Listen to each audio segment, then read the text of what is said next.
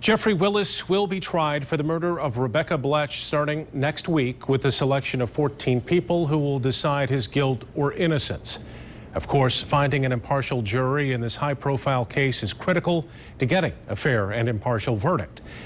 Barton Dieters is in studio control tonight to tell us just how hard that might be. Barton?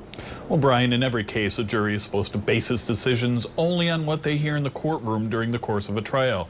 That means anyone who comes in with too much information from other sources will likely not be seated.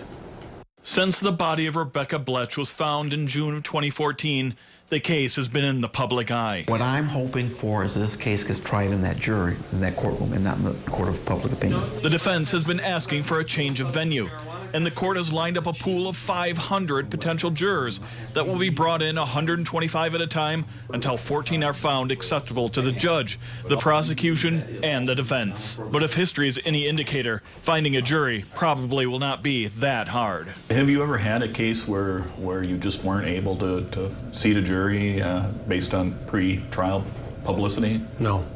In fact, the entire time I was in the office, which was 40 years, we never had a case where we had to change the venue. People read the headlines. I think people and I pray for and feel sorry for the family of the victims, but they don't really get necessarily into the nitty-gritty of the facts of the case. In the highly publicized cases involving the shooting of Grand Rapids police officer Robert Kosminski in 2008, the 2011 murder trial of Doug Stewart in the killing of his wife Venus, or the spectacular trial of former Catholic high school tutor Abigail Simon in 2015. In each case, the seating of the juries was delayed as the court was more cautious, but a jury was found with little problem. Contrary to popular belief, a juror doesn't have to be completely ignorant of the facts. They might not have a lot of details, they might be pretty vague, but they will have heard of it. That's not going to disqualify that juror. You'd be surprised how many people, no offense to the media, pay no attention to what's in the media. Forsyth said often people are completely unaware that the crime has occurred at all. Which I find quite stunning, but nonetheless, there'll be a lot of people probably will not have heard about it.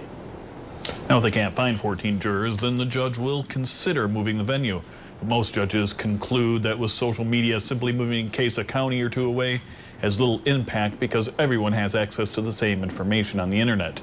And with a jury pool of 500, the odds of finding 14 jurors seems like a pretty good bet. In studio control, Barton Dieters, 24-Hour News 8. All right, Barton, thank you. And while the Bletsch trial will start next week, Willis still awaits trial for the 2013 murder and disappearance of Jessica Herringa in Norton Shores and the abduction of a teenage girl in Muskegon County last year.